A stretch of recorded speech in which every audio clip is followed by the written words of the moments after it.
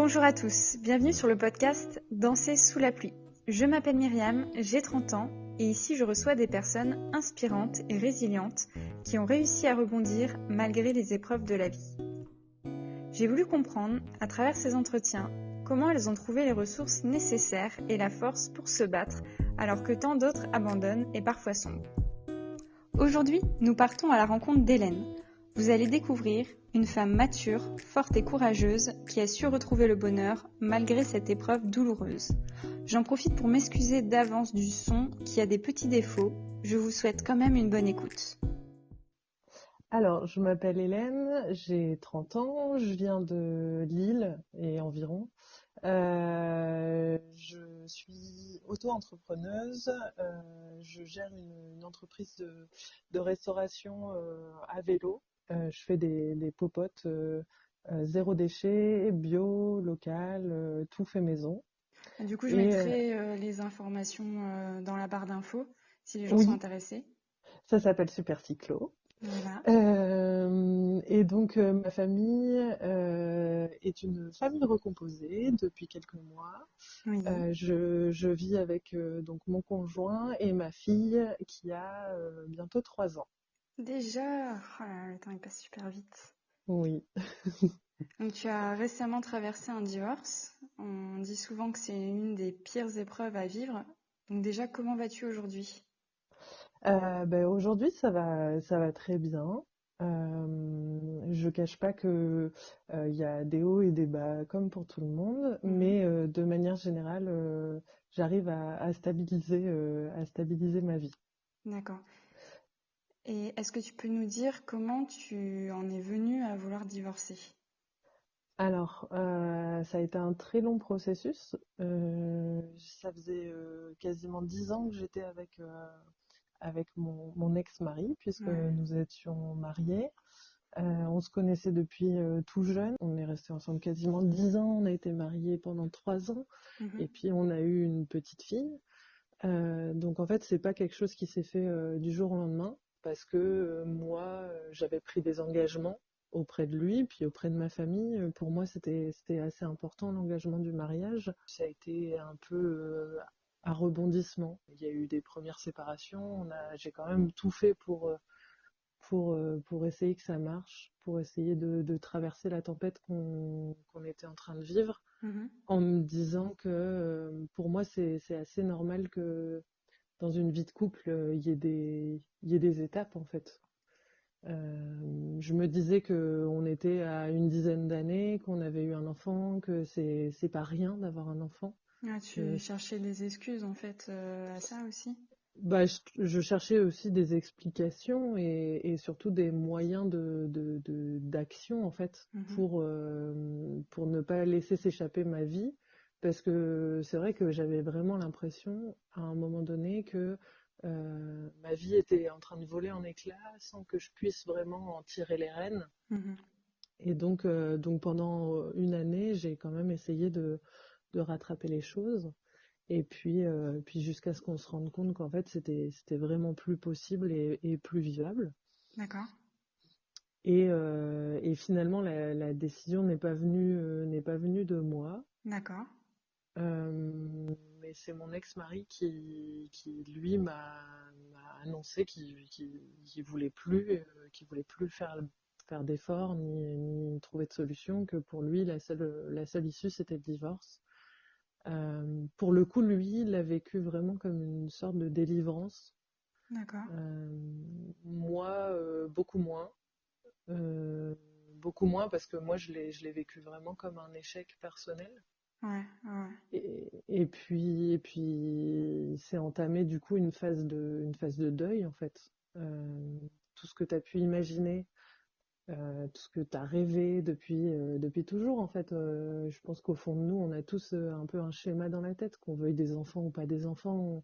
On s'imagine un tracé de vie et on s'imagine jamais qu'en fait ça va nous arriver et que c'est à nous que ça va nous tomber dessus et que ça va éclater en fait. Toi, tes parents, ils sont divorcés ou ils sont encore ensemble à l'heure actuelle? Mes parents sont divorcés. Donc D'accord. j'avais aussi ce truc-là en tête et je voulais pas répéter ce schéma-là. Mhm. C'est vrai que pour l'avoir vécu, alors j'étais adolescente, mais pour l'avoir vécu, je me disais que je referais pas les mêmes erreurs. Mais en fait, il y a tellement de facteurs extérieurs à tout ça que tu peux pas tout contrôler, quoi. Ouais, bien sûr. Puis après, c'est vrai qu'on a des relations qui sont cycliques. On n'est Aussi, peut-être ouais. pas. C'est vrai qu'on a un schéma que nous a inculqué Disney qui est de rester toujours avec la même personne jusqu'à la fin, mais autour de nous, on se rend compte que bah, les relations, elles peuvent s'arrêter. Oui, c'est sûr. Et après, c'est vrai qu'on est plus dans une société où, enfin, je sais pas, j'ai aussi du coup pris beaucoup de recul sur tout ça en me disant Hmm. que aujourd'hui, on passe peut-être plus facilement à autre chose. Les engagements sont peut-être moins forts, Ouais, via notamment les sites de rencontres.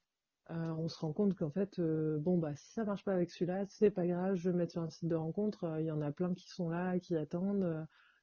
c'est vrai Euh, qu'on. Ouais. j- j'ai un peu l'impression que nos grands-parents, ils restaient ensemble et ils essayaient de traverser les tempêtes ensemble. Hmm. Aujourd'hui, c'est vrai qu'on se dit, bon, bah, c'est pas grave, je vais rebondir, ça va aller. Et enfin, en fait, même si on vit ça et on vit dans cette période-là de, de, de facilité, entre guillemets, à passer à autre chose, finalement, c'est pas si simple que ça. Ouais. Et est-ce que tu as eu peur du regard des autres quand tu as annoncé que vous alliez divorcer? Bah, en fait, pas vraiment, surtout que ça faisait un bon moment que ça n'allait pas, donc c'est vrai que mon entourage était plutôt rassuré de me savoir en dehors de cette relation D'accord. qui finissait par me détruire, en fait. Ouais. C'est vrai que tout le monde m'a dit, ça y est, on retrouve la Hélène qu'on connaît, on retrouve la Hélène qui sourit, qui est rigolote, etc. Chose que j'avais un peu perdue puisque je donnais toute mon énergie dans mon couple et dans le fait d'essayer de le récupérer et de le sauver, quoi. D'accord. Et qu'est-ce qui t'a le plus marqué durant cette période? Alors, j'ai traversé plusieurs phases. Donc, en fait, il y a eu la phase de grande tristesse où là, vraiment, mon deuil a démarré, où je me suis dit, ben voilà, tout ce que j'ai construit, ça y est, c'est fini. Hmm. Euh, et pendant cette phase-là, ce qui a été le plus dur, c'est les réseaux sociaux, et notamment Instagram. Je me suis complètement déconnectée. Hmm. Je voyais tous ces gens pour qui la vie était si facile et si belle et des gens qui avaient des enfants mais qui étaient magnifiques. Et je me disais, mais c'est pas possible, comment tous ces gens arrivent à aller de l'avant et à faire en sorte que tout aille bien dans leur vie, alors que moi, j'y arrive pas, je suis au fond du trou et je suis en train vraiment de toucher le fond. Ouais. Il m'a fallu quand même un temps où j'ai décroché de tout ça pour me dire non mais en fait la réalité c'est pas ça. Enfin, là, tout le monde traverse des périodes, tout le monde a ses soucis en fait. Et donc par contre ça a été vraiment un truc hyper marquant pour moi. J'ai vraiment dû me décrocher de ça pour me recentrer et me dire que c'était quelque chose que j'allais réussir à affronter. Mais ça, je crois qu'il y a beaucoup de gens qui pensent ça, alors que c'est tellement pas le cas. Mais je pense que les personnes ne se confient pas, ne disent pas qu'elles vont mal. Et je te rejoins totalement sur les réseaux sociaux, mais même dans la vie, quand tu côtoies le monde professionnel, tu as l'impression que tout va bien pour les gens et que toi, Mm, quand tu traverses quelque chose de très difficile, tu te dis mais c'est fou, mais je me sens seule, mais je comprends pas. ouais. Donc je te rejoins totalement là-dessus, totalement. C'est ça, ouais. Et du coup, oui, tu te sens un peu. Alors, j'ai la chance d'être entourée, Mhm, mais je vivais. Au début, je vivais ça seule, en fait. J'avais l'impression d'être complètement seule. mhm. Et alors, dans mon malheur, j'ai eu enfin, dans notre malheur, parce que ma meilleure amie a vécu la même chose au même moment. Oh là là, ouais.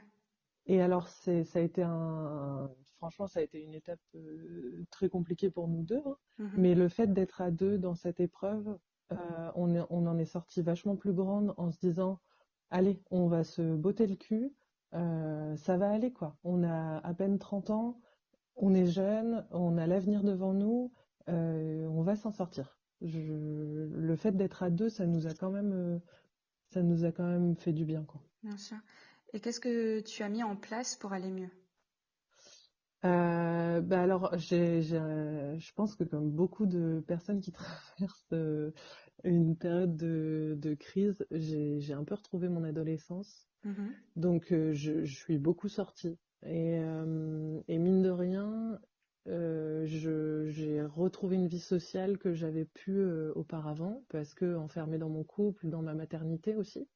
Ouais. Pour la première fois, j'ai laissé ma fille pendant une semaine, chose que j'avais jamais fait. Elle avait 2 ans.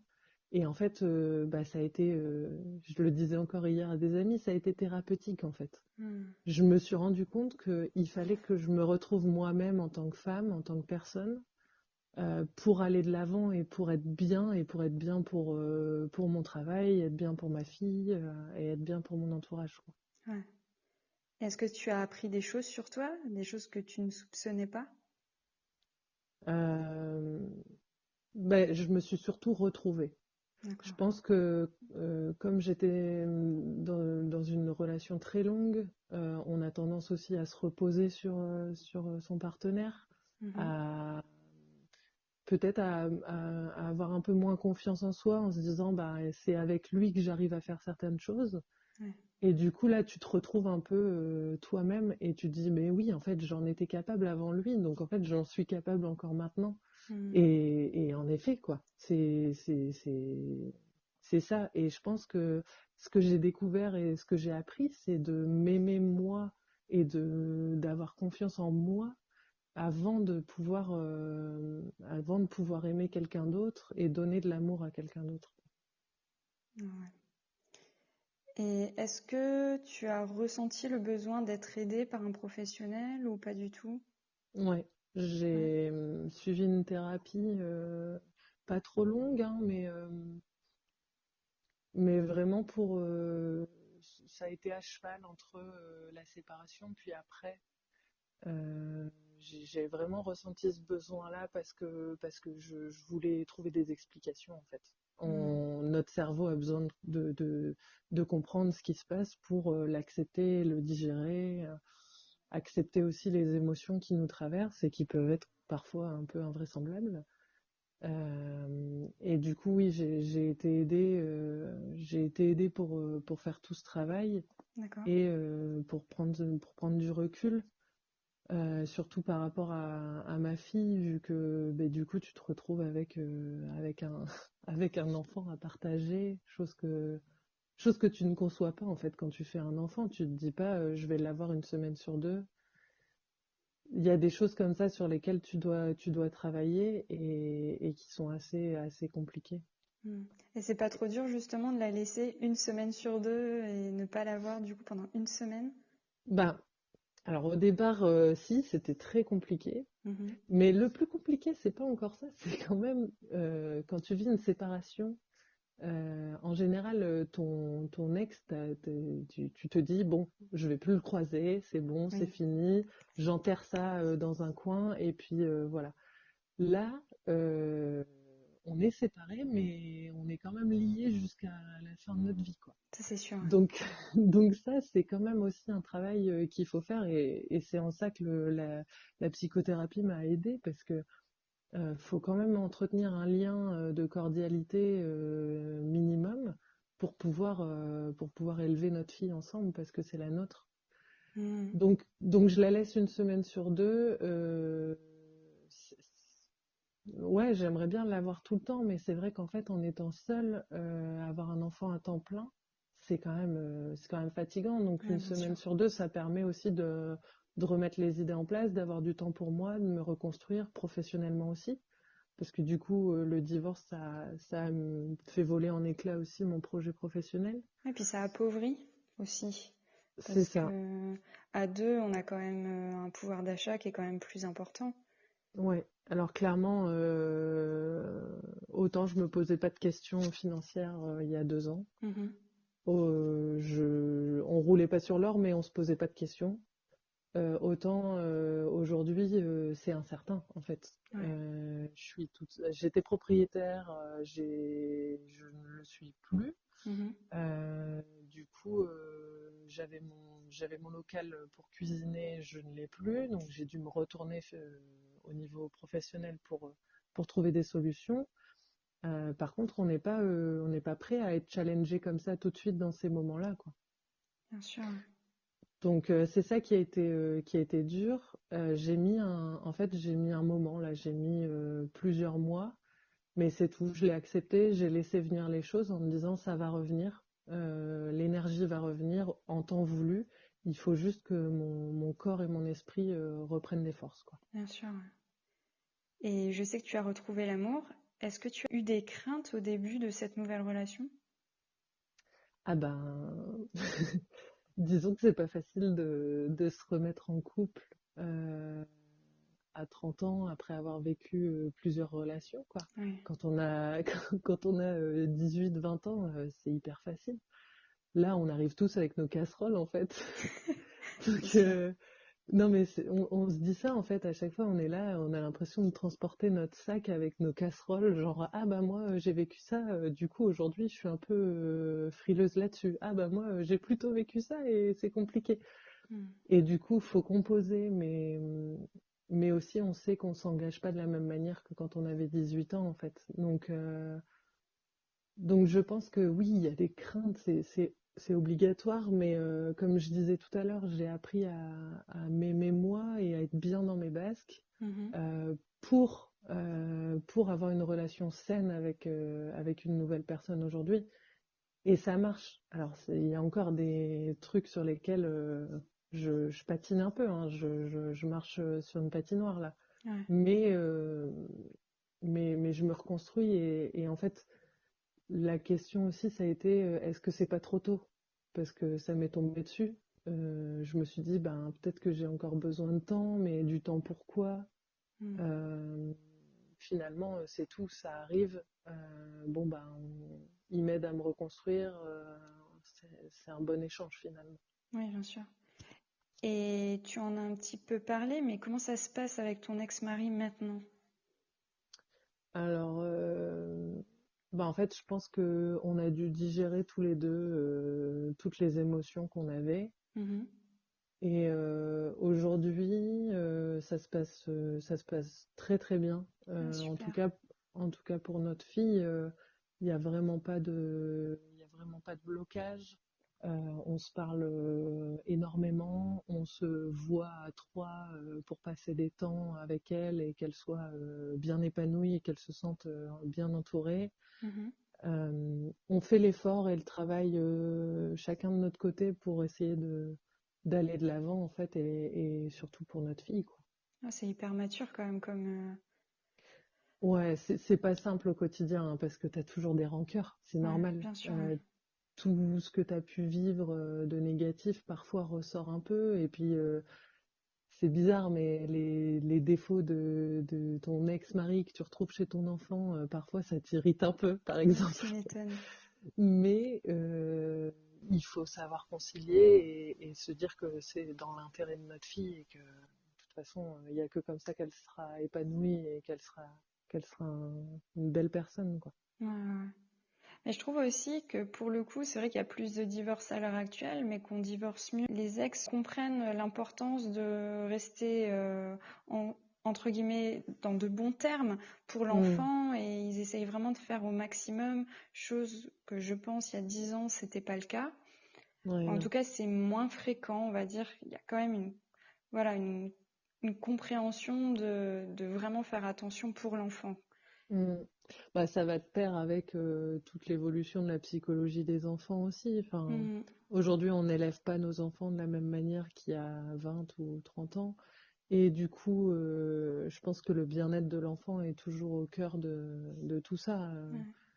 ouais. Et en bonne intelligence, c'est ce qu'il faut garder à l'esprit, quoi. Et quel conseil donnerais-tu à des personnes en pleine rupture et qui le vivent comme un vrai déchirement? D'accueillir les émotions. Je pense qu'il faut pas vouloir combattre ce qu'on est en train de ressentir, en fait. Il faut accueillir les émotions et laisser passer et en fait, tant pis si on n'arrive pas retravailler. Et tant pis si on n'arrive pas à ressortir avec nos amis. Et voilà, je Mhm. pense qu'on réagit tous de manière différente. Et on vit tous les séparations de manière différente, aussi par rapport à tout ce qu'on a vécu personnellement, quoi. L'abandon, c'est quelque chose de fort. Si on a vécu déjà ça quand on était enfant, si on l'a vécu plusieurs fois, on va pas le vivre de la même manière. Euh, je pense qu'il faut laisser passer la vague d'émotions, l'accueillir, et ensuite voir ce qu'on peut faire pour rebondir. D'accord. Et est-ce Je que pense, tu penses que le temps guérit réellement les blessures? Parce que c'est quelque chose qu'on entend souvent. je pense que oui, le temps adoucit tout ce qu'on peut vivre, même si les blessures, finalement, elles restent. On arrive à les combler et à les compenser, je pense, avec le temps et à se reconstruire. Et puis, il y aura toujours des belles choses à venir, en fait. Ce podcast est terminé. Je remercie encore Hélène de m'avoir fait confiance et de m'avoir raconté son histoire. Je lui souhaite beaucoup de bonheur avec sa nouvelle famille recomposée. Si le podcast vous a plu, n'hésitez pas à l'aimer, le partager et le commenter. Je vous fais plein de gros bisous et je vous dis à bientôt dans un prochain épisode.